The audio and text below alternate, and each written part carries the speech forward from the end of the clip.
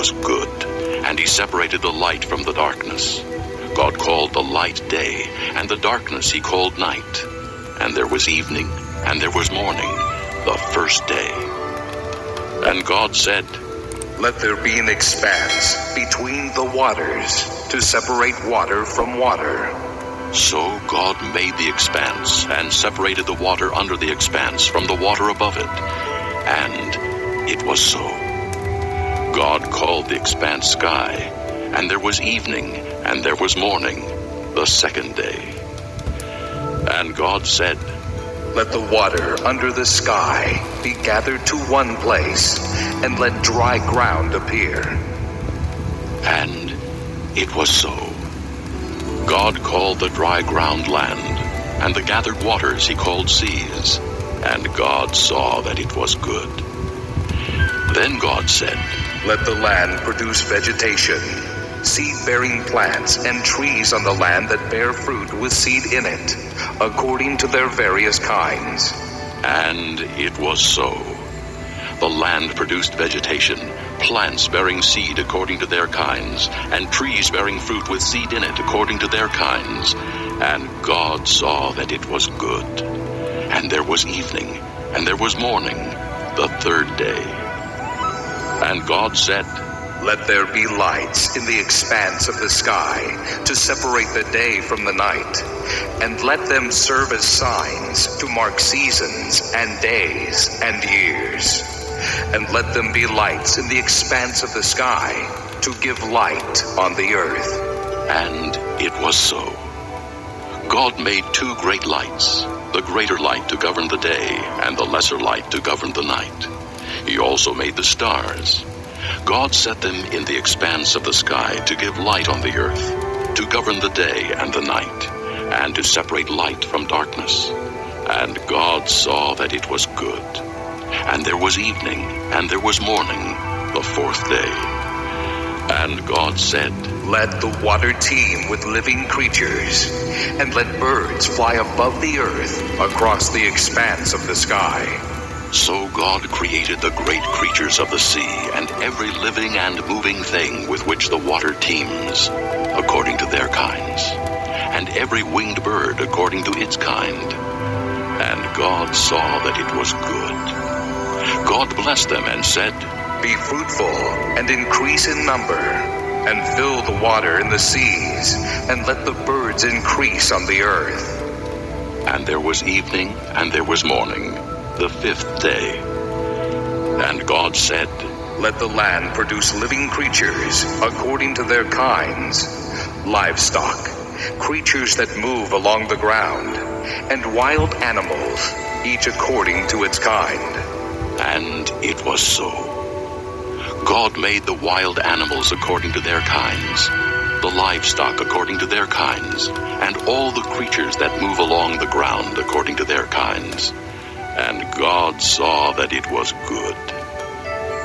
Then God said, "Let us make man in our image, in our likeness, and let them rule over the fish of the sea, and the birds of the air, over the livestock, over all the earth, and over all the creatures that move along the ground." So God created man in his own image. In the image of God he created him. Male and female he created them. God blessed them and said to them, "Be fruitful and increase in number. Fill the earth and subdue it. Rule over the fish of the sea and the birds of the air, and over every living creature that moves on the ground." Then God said, "I give you every seed-bearing plant on the face of the whole earth, and every tree that has fruit with seed in it. They will be yours for food. And to all the beasts of the earth, and all the birds of the air, and all the creatures that move on the ground, everything that has the breath of life in it, I give every green plant for food." And it was so. God saw all that he had made, and it was very good. And there was evening, and there was morning, the sixth day. Chapter 2. Thus the heavens and the earth were completed in all their vast array. By the seventh day, God had finished the work he had been doing. So on the seventh day he rested from all his work. And God blessed the seventh day and made it holy, because on it he rested from all the work of creating that he had done. This is the account of the heavens and the earth when they were created. When the Lord God made the earth and the heavens, and no shrub of the field had yet appeared on the earth, and no plant of the field had yet sprung up, for the Lord God had not sent rain on the earth, and there was no man to work the ground.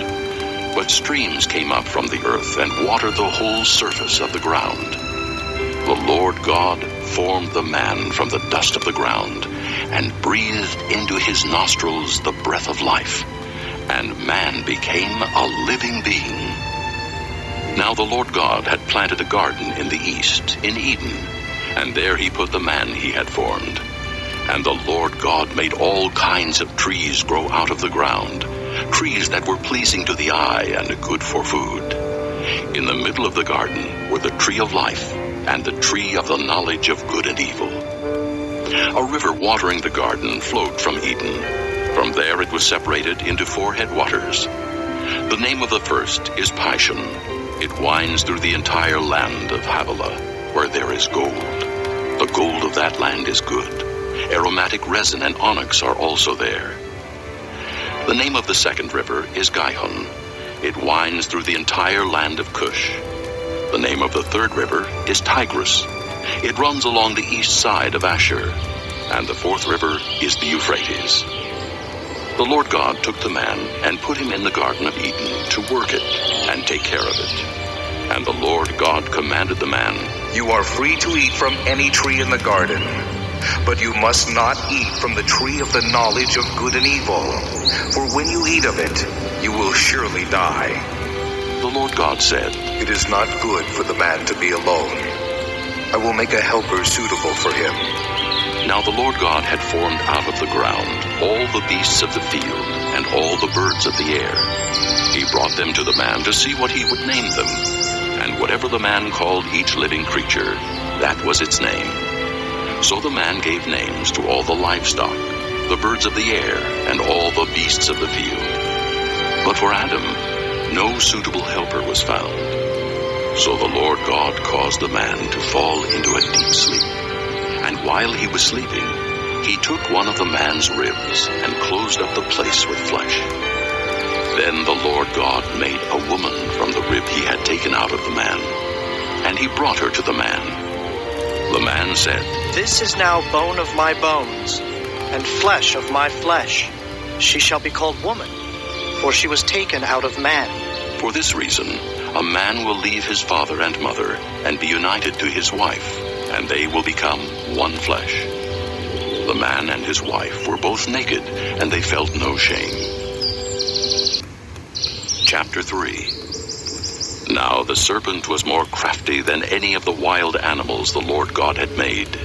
He said to the woman, Did God really say, You must not eat from any tree in the garden? The woman said to the serpent, We may eat fruit from the trees in the garden, but God did say, You must not eat fruit from the tree that is in the middle of the garden, and you must not touch it, or you will die. You will not surely die. The serpent said to the woman, For God knows that when you eat of it, your eyes will be opened, and you will be like God, knowing good and evil. When the woman saw that the fruit of the tree was good for food, and pleasing to the eye, and also desirable for gaining wisdom, she took some and ate it. She also gave some to her husband who was with her, and he ate it. Then the eyes of both of them were opened, and they realized they were naked. So they sewed fig leaves together and made coverings for themselves.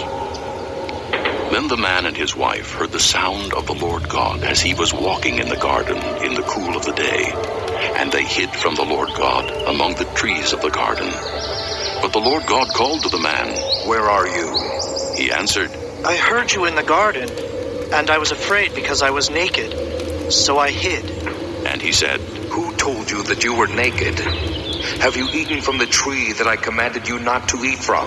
The man said, The woman you put here with me, she gave me some fruit from the tree, and I ate it. Then the Lord God said to the woman, "What is this you have done?" The woman said, The serpent deceived me, and I ate. So the Lord God said to the serpent, "Because you have done this, cursed are you above all the livestock and all the wild animals. You will crawl on your belly, and you will eat dust all the days of your life. And I will put enmity between you and the woman, and between your offspring and hers. He will crush your head, and you will strike his heel." To the woman he said, "I will greatly increase your pains in childbearing. With pain you will give birth to children. Your desire will be for your husband, and he will rule over you." To Adam he said, "Because you listened to your wife and ate from the tree about which I commanded you, you must not eat of it. Cursed is the ground because of you. Through painful toil you will eat of it all the days of your life. It will produce thorns and thistles for you, and you will eat the plants of the field. By the sweat of your brow you will eat your food until you return to the ground, since from it you were taken. For dust you are, and to dust you will return." Adam named his wife Eve, because she would become the mother of all the living. The Lord God made garments of skin for Adam and his wife, and clothed them. And the Lord God said, "The man has now become like one of us, knowing good and evil. He must not be allowed to reach out his hand and take also from the tree of life and eat and live forever." So the Lord God banished him from the Garden of Eden to work the ground from which he had been taken. After he drove the man out, he placed on the east side of the Garden of Eden cherubim and a flaming sword flashing back and forth to guard the way to the tree of life. Chapter 4. Adam lay with his wife Eve, and she became pregnant and gave birth to Cain. She said, With the help of the Lord, I have brought forth a man. Later she gave birth to his brother Abel, attacked his brother Abel, and killed him. Then the Lord said to Cain, "Where is your brother Abel?" I don't know. He replied. Am I my brother's keeper? The Lord said, "What have you done? Listen, your brother's blood cries out to me from the ground. Now you are under a curse and driven from the ground, which opened its mouth to receive your brother's blood from your hand. When you work the ground, it will no longer yield its crops for you. You will be a restless wanderer on the earth." Cain said to the Lord, My punishment is more than I can bear. Today you are driving me from the land, and I will be hidden from your presence. I will be a restless wanderer on the earth, and whoever finds me will kill me. But the Lord said to him, "Not so. If anyone kills Cain, he will suffer vengeance 7 times over." Then the Lord put a mark on Cain, so that no one who found him would kill him. So Cain went out from the Lord's presence, and lived in the land of Nod, east of Eden.